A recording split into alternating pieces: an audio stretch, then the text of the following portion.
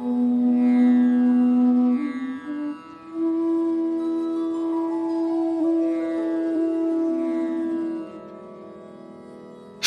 ছেলেদের বাম পাঁজরের অংশ দিয়ে তার প্রিয়তমাকে সৃষ্টি করা হয়। আমি চাই তুমি আমার সেই অংশ হও। জন্মের আগেই নাকি প্রতিটা মানুষের ভাগ্য লেখা হয়ে যায়। আমি চাই আমার সেই অজানা অচেনা ভাগ্যে তুমি লেখা থাকো। শুনেছি মানুষ তার আপনজনকে হাতের রেখায় খুঁজে, কিন্তু আমি তোমাকে দু হাতের প্রার্থনায় খুঁজতে চাই। শুনেছি হাতের অনামিকা অন্য আঙুলগুলোর চেয়েও স্পেশাল। শুধুমাত্র জীবন সঙ্গী সে আঙুলে আংটি পরাতে পারে, আর আমি চাই তোমার সেই অনামিকাতে পূর্ণতা দিতে।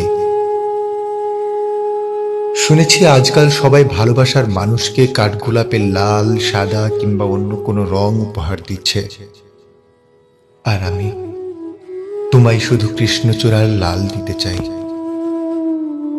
শুনেছি সবাই কাশফুল দেখাচ্ছে তার কাছের মানুষটাকে, কিন্তু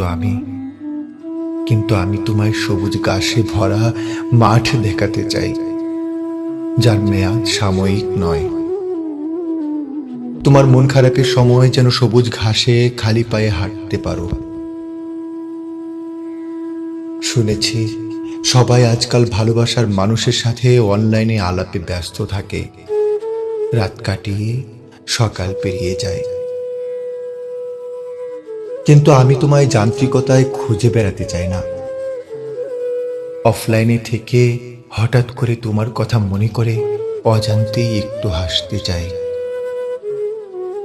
অফলাইনেও তোমাতে আমি আসক্ত থাকতে চাই। শুনেছি ভালোবাসলে হাত ধরে বিকেল কাটাতে হয়, সাক্ষাৎ করতে হয় রুটিন করে, কিন্তু আমি তোমায় মাসখানেক পরপর না হয় একটা নজর দেখতে চাইব। তোমার হাসি মাখা মুখ দেখে বিকেল কাটাবো। সবার মতো আমি তোমায় রেস্টুরেন্টে নিয়ে গিয়ে সময় কাটাবো না। কোনো রাস্তার মোড়ে ভাঙা টং দোকানে তোমায় নিয়ে এক কাপ চা খাবো। কোনো এক শুভক্ষণে আমার আপনজনদের নিয়ে তোমার আঙিনায় হাজির হব। তোমার অভিভাবকের নিকট থেকে তোমার হাতটা সারা জীবনের জন্য চেয়ে নেব। ভালোবাসা দিয়ে ভালোবাসার অধিকারে তোমাকে জড়িয়ে রাখবো। তোমার ভালোবাসাতে হৃদয়ের হৃদস্পন্দনের মতো আজীবন আসক্ত হয়ে থাকবো।